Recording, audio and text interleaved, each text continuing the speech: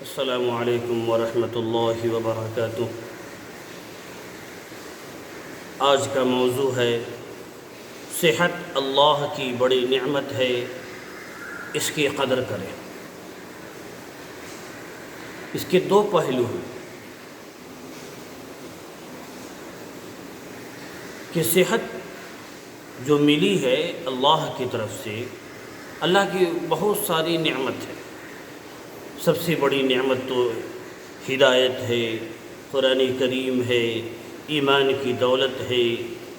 اسی طریقے سے صحت جو ملی ہے اس کی قدر کرے، اس کے ایک دنیاوی ایک اخروی۔ دنیاوی اللہ نے صحت دیا، اس کو غلط غذا کھا کر یا غلط چیز یوز کر کے ہمیں اپنی صحت کو برباد نہیں کرنی چاہیے۔ اب اس میں دنیاوی آپ غور کر لیں گے، جس سے جسم کو نقصان پہنچے یہ بھی اجازت نہیں ہے شریعت میں۔ یہ بھی ذہن میں رکھنی چاہیے کہ یہ صحت امانت ہے، اگر آپ غلط یوز کریں گے، استعمال کریں گے، اس کا جواب دینا پڑے گا۔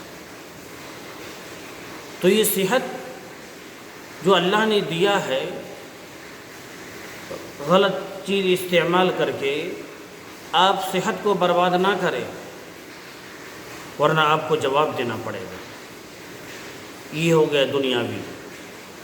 اور اخروی جو صحت ملی ہے اس کو غنیمت جان لیں، قدر کر لیں۔ میرے نوجوانوں یا میری بہنوں یا میرے وہ حضرات جن کو اللہ نے طاقت اور قوت دیا ہے،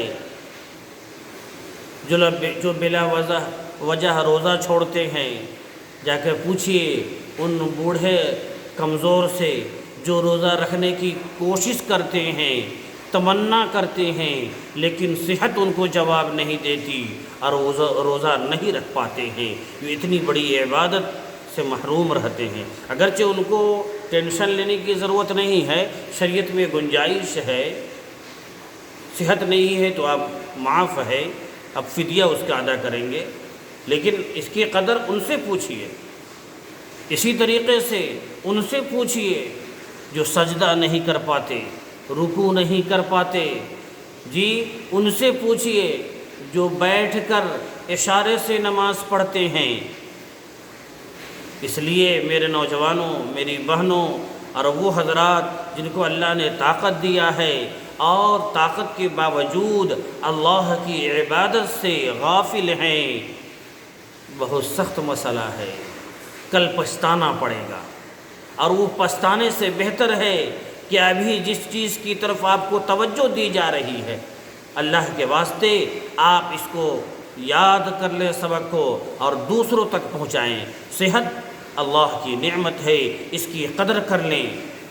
یہ جب ڈھل جائے گا اور پھر اس وقت آپ چاہیں گے کہ ہم سجدہ کرتے، عبادت کرتے، روزہ رکھتے، جی ہم اللہ کے راستے میں چلتے، اللہ کے لیے چلتے، اللہ کے لیے فلاں کام کرتے، جی اس وقت آپ تمنا کرتے رہ جائیں گے اور یاد آئے گا کہ ہم نے جوانی میں ہم نے طاقت ہونے کے باوجود وہ تمام کاموں سے کنارہ کشی اختیار کر لیا تھا، دوری اختیار کر لیا تھا، غفلت میں پڑے ہوئے تھے، واہیات میں پڑے ہوئے تھے، اور اس وقت کا افسوس کرنا آپ کا بیکار ہوگا۔ اس لیے اس کی قدر کر لیں۔ امام غزالی کی طرف منسوب ہے ایک بات، اگر نہیں بھی ہے تو یہ بہت قیمتی بات ہے۔ ایسے میں نے کتاب پڑھا، اس میں امام غزالی کی طرف منسوب ہے، حوالہ اس میں نہیں تھا، لیکن اگر نہیں بھی ہے تو بہت بڑی بات ہے۔ نقل کی جاتی ہے، جتنے سجدے جوانی میں کر سکتے ہو کر لو، کیونکہ میں نے بڑھاپے میں لوگوں کو بغیر سجدے کے نماز پڑھتے ہوئے دیکھا ہے۔ مطلب اشارے سے، مطلب کرسی پر، امام غزالی فرماتے ہیں، اور بہت قیمتی باتیں ہیں میرے نوجوانوں کے لیے۔ جی ابھی اللہ نے آنکھ میں طاقت دی ہے، زبان میں صلاحیت دی ہے، قرآن خوب پڑھو، درود خوب پڑھو، ذکر خوب کرو، عبادت خوب کرو، تاکہ کل ایک تو یہ ہے کہ پچھتانا نہ پڑے، اور دوسری چیز اسی کی برکت سے اللہ رب العزت کل آپ کی مدد فرمائے گا انشاءاللہ۔ اس لیے میرے بھائیوں، اور ابھی جو موجودہ دور میں چل رہا ہے، صحت کی حفاظت بھی ہماری ذمہ داری ہے۔ اب ڈاکٹر نے جس چیز کو استعمال کرنے کے لیے منع کر دیا، یا جس چیز سے منع کر دیا، اس سے ہمیں پرہیز کرنا ہے۔ جیسے میں آپ کا دین کی بات بتانے والا ہوں، اسی طریقے سے ڈاکٹر ہمارے جسم کے اعتبار سے فیصلہ کر کے بتائے گا، لیکن اس میں غلو نہ کریں، وہمی نہ بن جائیں۔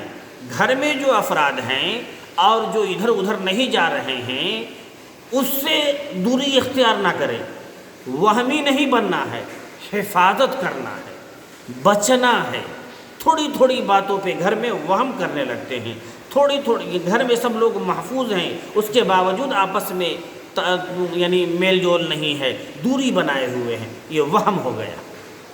باہر کے لوگوں سے، آپ باہر سے آ رہے ہیں، آپ دوسرے سے ملاقات سے پہلے صفائی ستھرائی کر لیجئے، ہاتھ وغیرہ دھو لیجئے، پھر ملیے، یہ ہے طریقہ۔